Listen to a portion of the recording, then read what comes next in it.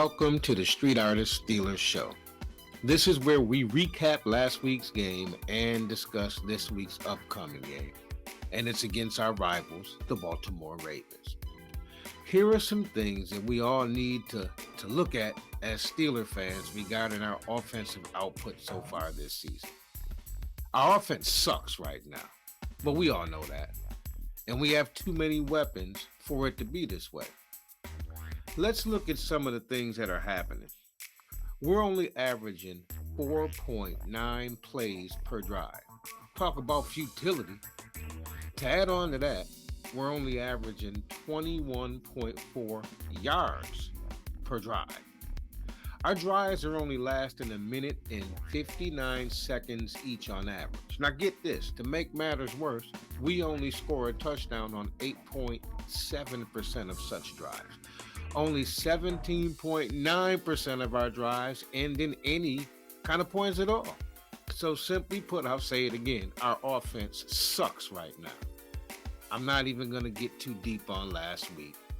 But how in the hell do we get stomped by the Houston Texans? Really? And don't anyone dare blame our defense. When you're on the field 75-80% of the time during a game, it's inevitable that you're going to have breakdowns. Hell, they worn out. So where do we go from here? Coming up this week, we have the Ravens, our arch rivals. So let's start off with Kenny Pickett because the quarterback is the quarterback. He practiced Wednesday with a knee brace on, but insisted multiple times he feels good, and he added that he'll be ready to go this game. It was only Wednesday when Pickett proclaimed that he won't need to miss any time after leaving the 30-6 loss in Houston and being ruled out so quickly. As expected, in light of Mike Tomlin's remark Tuesday, backup Mitch Trubisky confirmed that he did have a few more reps than usual with the starters. Still, Pickett looks confident that he'll be back under center at 1 p.m. Sunday, though he isn't sure if he'll be in that brace for the game or not. If he's going to be back, he needs to be much better than he has shown so far. I was optimistic about how he looked in the preseason, but it doesn't seem to be translating into the regular season. And it doesn't help that he has a terrible offensive coordinator in Matt Canada. How does this guy have a job in the NFL? He hasn't won anything on any level, not high school, not college, and not in the NFL. I don't know why Mike is so loyal to him or if Mike's hands are tied.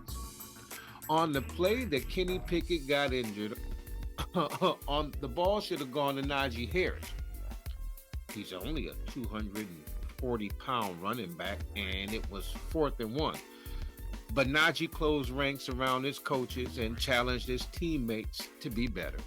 For someone who carried the ball so well in the second half against the Texans, and for someone who's no longer a team captain after carrying that title last year, Harris had no problem upping the ante within the locker room. He even used the dreaded S word. Right now, we're just plain soft. And for the offense, I couldn't agree more. But on to the Ravens. The Ravens are the favorites, expected to win by at least a field goal, but less than a touchdown. Currently, they're at -4. And the matchup has an over-under of 38.5 points. The top spot in the AFC North is still up for grabs, and the Baltimore Ravens are 3-1, and the Pittsburgh Steelers at 2-2 will square off for a chance to take the early lead. Baltimore was able to take advantage of a Cleveland Browns team, causing havoc for rookie Dorian Thompson-Robinson, while the offense rolled behind Lamar Jackson with a 28-3 victory. For us, it was a game to forget in a blowout loss to the rebuilding Texans. The defense was exposed by number 2 overall pick C.J. Stroud, while the offense once again was non-existent. But I still blame the offense for the defense being exposed. Sustain a couple drives longer than 2 minutes to give them a breather every now and then. Because of this being our arch rivals and the way both teams get up for playing each other, it's up in the air. When it comes to division rivalry games, anyone can win. I just hope we look better than we have in the first 4 weeks.